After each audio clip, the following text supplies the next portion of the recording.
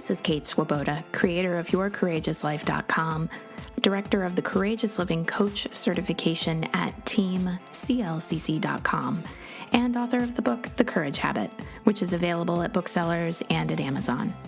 The Your Courageous Life podcast is all about going after what you want and creating and living a more courageous, emotionally resilient life.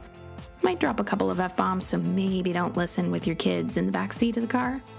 And here we go with today's episode. Hey everybody. First things first, shout out to all my people who are finding that they got to get up early in order to get any time to themselves, any quiet in this, as I am recording this in the summer of 2020, this season of COVID. A special shout out to all of my moms, because you know who you are.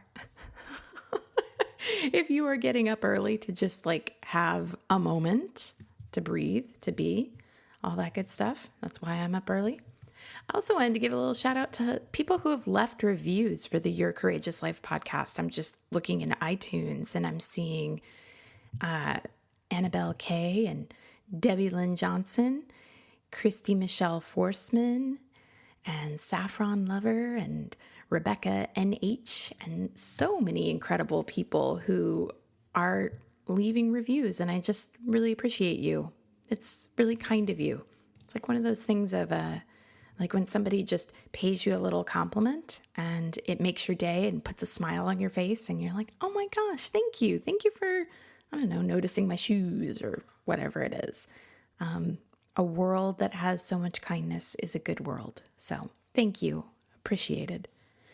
So today I'm going to talk about behaviors, and specifically reframing behaviors as needs that are trying to be met.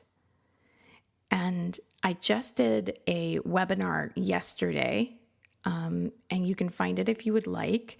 I'm doing another one today. By the time this podcast goes live, I will already have done it, but you can catch the replays if you want to. I do all of my webinars on Crowdcast, and the one that I did yesterday was what I called the Coaching Blueprint Business Reboot, and it was for those of us who are finding that in this season of life, it's overwhelming, it's a lot to be running a business, and I wanted to offer some ways that we can reconnect to ourselves in the midst of all the things that are going on and reconnect to the work that we love to do. So that was really specifically oriented for life coaches. If you don't love the work you do, the reset components of that are helpful, but the life coachy examples might not apply. And then today I'm going to do one on courage during COVID. And that's also going to be full of this concept of how we can reframe our behaviors right now. And it's going to be related to what I'm about to talk about in this podcast, which is reframing behaviors as needs that are trying to get met. So there's this real tendency in most Western culture in particular, I'd argue, but I think in a lot of places, there's a real tendency to see behaviors as something that when we behave a certain way, it's something that's totally within our control. You just need to change a behavior and you change your life. And in a very reductive sense, if we're going to get reductive, which is sometimes a helpful thing to do, that is true. If you start changing your behaviors, you will change your life. You could decide right now, if you wanted to, you know what? I don't know why it is that I keep getting caught in drama, but I'm just not going to do drama anymore. You could decide, you know what? I don't know why I keep doing this people-pleasing thing, but that's it. I'm done. I'm not doing it anymore. You could do that. There are people who do that, and they do it successfully. And I think probably if we all look at our pasts, we can find at least one instance of some kind of moment maybe where we just got so fed up with whatever was happening that we just went, that's it. I'm done. I'm just not doing this anymore. And we really meant it and we did it. And that can be a very successful way to approach behavior change. But what if there's another way to approach behavior change? It was something I touched on in these webinars, which again, you can catch the replay for. So if you head to Crowdcast, or if you go to Google and you search for Crowdcast Kate Courageous, or if you should see a list of all my events. I walk people through some exercises in these webinars, which is why I'm suggesting those as a possible opportunity for you. And if you go to Crowdcast, or if you search for Crowdcast Kate Courageous, or Crowdcast Coaching Blueprint, or Crowdcast Courage During COVID, you should find me. All right, so let me talk about this concept of reframing behaviors as needs that are trying to get met. So and I'll break this down a little bit first. So let's take a behavior like, I already brought up drama. Let's take a behavior like drama.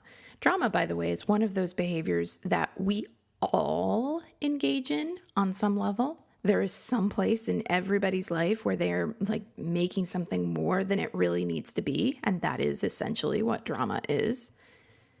But we can probably also all think of those people who are highly dramatic. Like everything is a crisis. Every relationship is running hot and cold from 1 hour to the next. I was about to say 1 day to the next. And then sometimes with highly dramatic personalities, 1 hour to the next. Everything is either wildly good or wildly awful and teetering on the edge of catastrophe. And drama behaviors can also include wanting to constantly vent, wanting to constantly pull someone else, like maybe you, their friend, in to take sides or to offer an opinion. So drama, okay? But like I said, we all do drama on some level. We all do some level of future tripping. If that happens, it'll be a disaster. And we start freaking out, even though it's like, it might not happen. Let's breathe, right? And that's, of course, easy for me to say when it's not me thinking something's about to be a disaster. So this is about consciousness. Drama. What is drama really about? Well, you could have many interpretations. I would argue that it's about a message, a need. Save me. Save me. There's drama and everything feels really big and at extremes, and there's not a proportional context. And that friend, if you thought of somebody in particular, whenever I gave that example, that friend in their drama, what need are they really trying to get met? Save me. It doesn't seem like it because the behavior of drama is counter to actually coming to a sense of feeling safe, but that's the attempt. The drama comes from, I don't feel safe when the emotions feel this extreme. Save me. I'm going to go tell everybody about it. I'm going to go get up in somebody's face and tell them how they messed up, and then that stirs up more drama. I'm going to keep a secret because I don't feel safe to just tell the truth, and then keeping all the secrets just stirs up more drama. Let me give you another example. People pleasing. Maybe a little easier to recognize.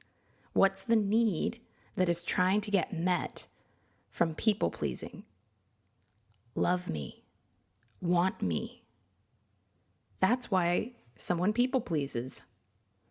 They want to be loved. They want to be wanted. They definitely don't want to not be liked. That sounds pretty strange to say. So somebody who's people pleasing definitely does not want to not be liked. So there's a need that's trying to get met. That's why people go into people-pleasing behavior. Criticism often is, hear me. This is something that I really had to look at in my own life because, man, oh man, do I have the ability to look at any situation and zero in on the one thing that's out of place. I'm that person. The stereotype is often that a very, very, very much elderly grandmother is the person who can walk into a room and see if one little pillow on the couch is just slightly askew. And let me tell you, I don't know, maybe I incarnated into this life as that grandmother, but I'm that person. I notice everything. It's my joke now. I'll say to people, yeah, my husband will tell you I notice everything. And it's something I've needed to work on because obviously noticing everything, it's a form of hypervigilance, okay? And when it starts to become criticism, it can erode or impair a relationship. And my noticing everything when I'm calm, when I'm centered, when life is just rolling on, it's fine. I'm kind of just noticing everything. But when I'm hungry, angry, lonely, tired, stressed, overwhelmed, it can become criticism. So what is criticism in terms of a need trying to get met? I have spent many an hour in coaching, counseling, therapy, workshops, reading books to really look at this. And my incredible teacher, Matthew Marzell, I think was the person who really first pointed out to me that criticism is a form of trying to be heard. And when I made that connection that criticism, going into the behavior of criticism was about, it had this underlying need of hear me, hear me, hear me. Then it's like, okay, well, now I can connect to childhood. Now I can connect to all the times I didn't feel heard. Now I can connect to all the times I was a kid, I didn't feel heard, and something in me was like, when I grow up and I'm a grown up, I'm never going to live like this again. I'm never going to feel like I'm not heard. So I had an interesting 20s as a result of that experience, and an interesting 30s. And if you really knew me, you know that really only in the last 3 or 4 years do I really feel like I've had any level of truly measurable progress around not going by default to a critical place. And that's a big own for me, because I would really love for the world at large to just see me as this person who's just got it together and doesn't criticize and accepts and loves everybody as they are. And that has not always been my experience. All right, let's talk about another one, anger. What's the need? This is going to be another area where I could own a lot. So you think for yourself, anger. What's the need trying to get met when people feel angry? I think it could be really similar. It could be hear me. It could also be see what's wrong. Because when people get angry, it's much more physical than just criticism. You know, usually there's a facial expression, an energetic change, a tone of voice change. So it's anger in some level is a physical manifestation of you need to visibly see that something's wrong here. I'm pissed. So anger is trying to meet the need of, hey, everybody, see what's wrong here. Perfectionism. Who are my perfectionist friends here? Raising my hand on that one too. Perfectionism, what is that about? What's the need that's trying to get met? Now, somebody who's a tried and true perfectionist who is maybe still in the process of looking at that behavior would probably go, the need that's trying to get met is to set everything up to be perfect. It's so good. No. Sorry, got to look at that one a little bit more. Perfectionism, need that's trying to get met. Let me control it. Let me control it. And you know you're still doing your work with perfectionism if a part of you is going, all right, yeah, that's true, but why doesn't everybody just let me control it? Well, I hope you're laughing with me on that one. So then we get to self-sabotage. Self-sabotage, I think you almost have to go a layer down. The immediate need is don't put pressure on me. And then right under that is I need ease. I need a decrease in intensity. So self-sabotage, the need is don't put pressure on me. And very, very, very like write a little slice of paper under that is I need ease. I need to dial down the intensity. Pessimism.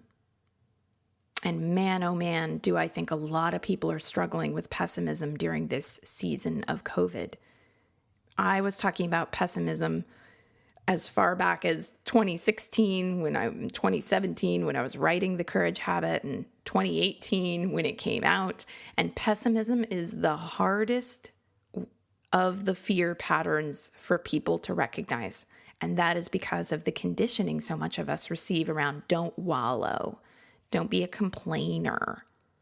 People don't like it when people are pessimistic, but we all do this at some place in our lives, and there's freedom in just owning that instead of trying to do the perfectionist thing and pretend you never do. So pessimism is at an all-time high during this season of COVID, and also this season of very real and painful reckoning around systems of oppression. It is August of 2020 as I happen to be recording this, and there are fires raging in California. I have left California, as many of you know who are longtime listeners, but I lived in California for 20 years, Sonoma County, went through numerous fires there. And I saw someone posting the other day about how there aren't enough firefighters right now because California, when fires happen, rely heavily on prison inmates to fight fires. And I've known about this for many years.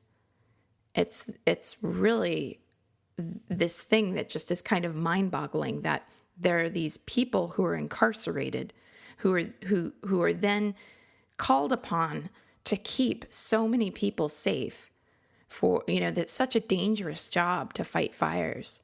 And they do it for a prison wage. And then after that service, that risking of their lives, they just go back into the prison population. Only this year, summer of 2020, the firefighters who are not prisoners, the ones who are just living their lives and firefighting is their profession outside of a prison system, they aren't getting help from the prisons because prisons are in quarantine because of the COVID outbreaks.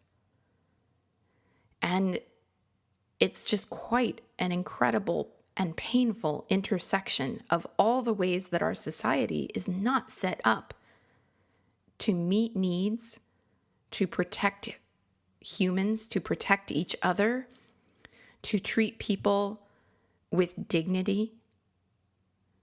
And I'll stop my soapbox there, but I think that there's a very real pain that we are all walking through right now that is leading to record levels of pessimism. People are looking at the climate crisis. People are looking at the crisis of economics that is happening as COVID disrupts global financial systems. People are looking at crises of healthcare. The fact that so many people right now, if they have a major health issue, they are just totally unsupported. We're looking at racial injustice. We're looking at rights being taken away from people just simply based on their sexual orientation or their gender identity. And it's painful. It is very painful to look at. And so people go into pessimism, and pessimism is a feeling of, what's the point? Meh. And pessimism is born of fear. So what's the need that is trying to be met when someone goes into pessimism? It's too scary to hope. I need safety. That's what I think. I think it's about when we go into pessimism, it's about needing safety from even getting our hopes up, because the experience of getting your hopes up and potentially letting them be dashed, especially when the outlook looks so bleak in so many ways, it feels too scary to do. So people just go to pessimism. If I go to pessimism, then I can numb out, I can blunt against some of the effects of this from touching me. It becomes a form of armor. Now, I've labeled a number of behaviors: criticism, drama, anger, people-pleasing, perfectionism, self-sabotage, pessimism. And in labeling those behaviors and reframing them as behaviors that arise because we're trying to meet certain needs an opportunity opens up, which is, what if we could start seeing that when those behaviors arise, oh, okay, it's not just that I'm this awful angry person, it's that I have a need. I need someone to really see what's wrong here, to believe me. Oh, people pleasing. What's the need that's arising here? I need love. I need to feel wanted.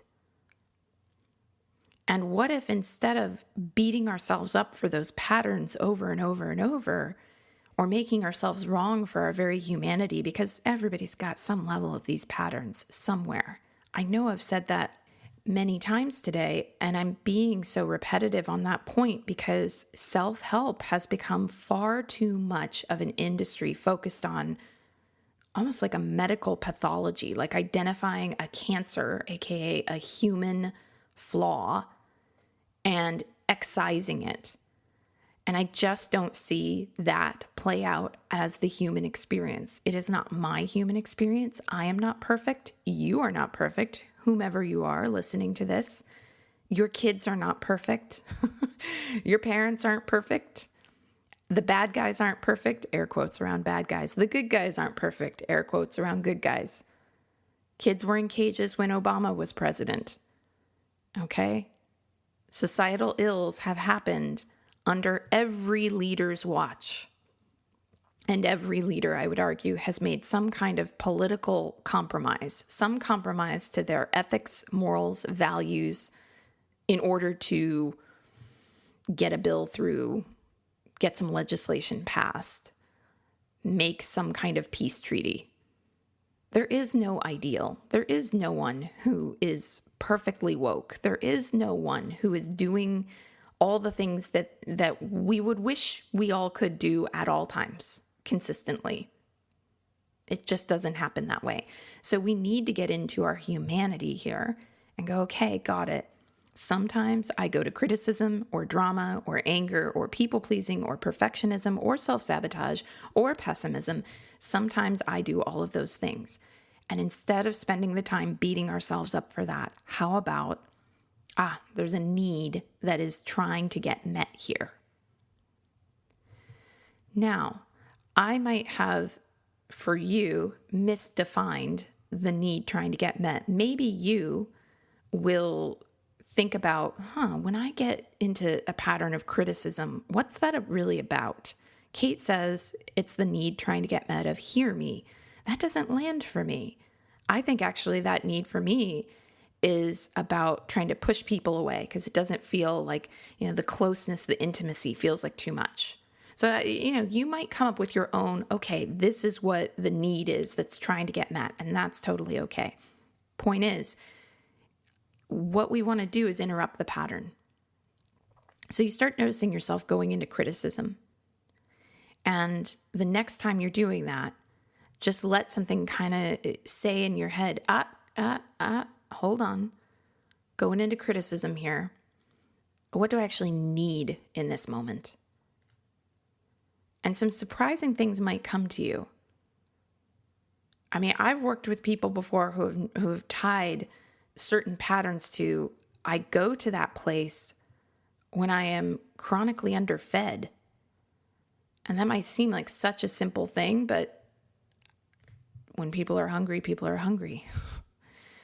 Or I go to that place when I am chronically overworked, or when I've sat in a desk chair for too long looking at a computer screen, or when I'm spending too much time on my phone, or when I haven't had enough time to just play or create.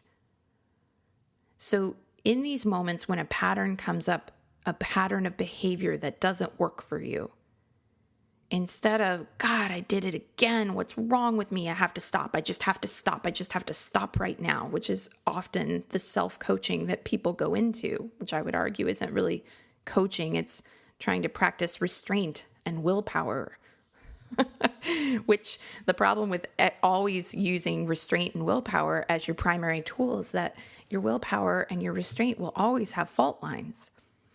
But instead, if we see those moments as opportunities to meet needs, there's something so much more soul-fulfilling, and respectful of your humanity in that.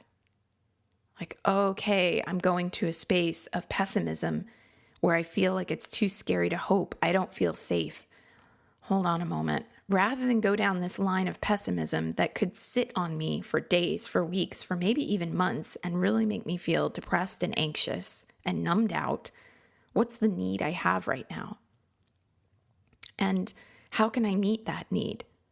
I'll share with all of you that when I personally feel profoundly unsafe, ways to feel safe include things like giving a really good hug to my husband. One of those ones where it's just like a long hug. Wrapping myself in a blanket, no matter the weather. Yes, if it's summertime, I'll do it in my air-conditioned house. Looking at photos of nature, because there is something really powerful and enduring about the fact that no matter what we throw at the earth is always more powerful.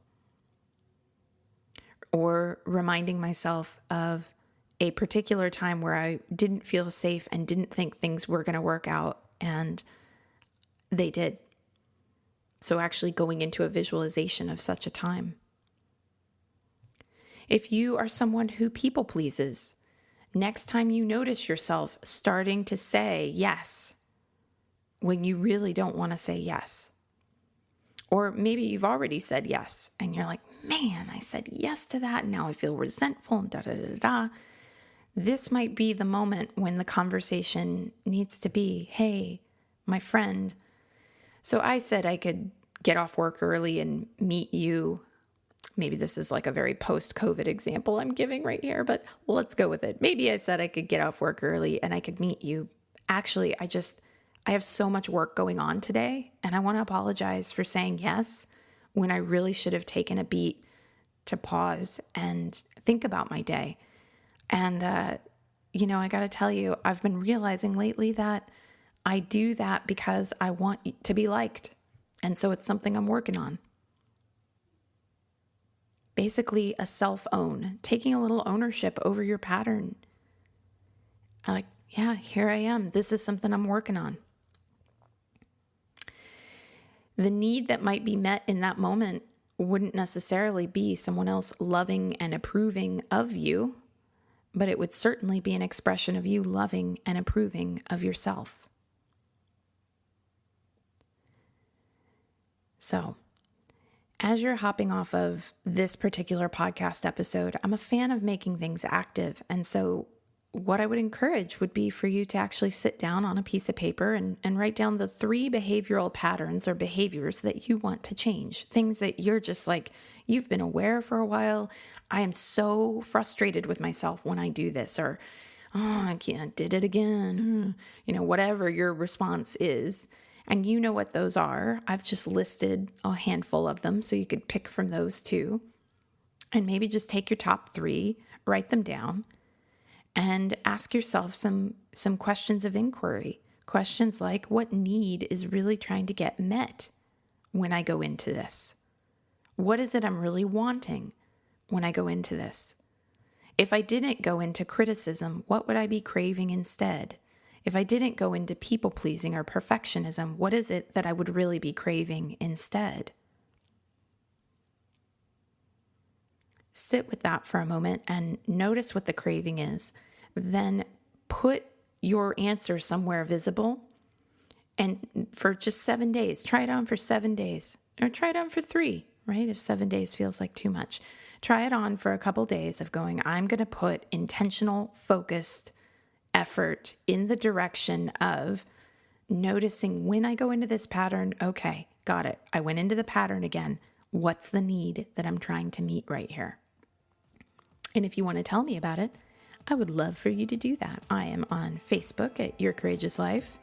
I'm on Instagram at Kate Courageous. As you know, there are lots of places where we can connect. And I love hearing people's stories about the different ways that they are stepping into more courage and taking some of this work and applying it to their lives and starting to just really see how amazing they in fact are.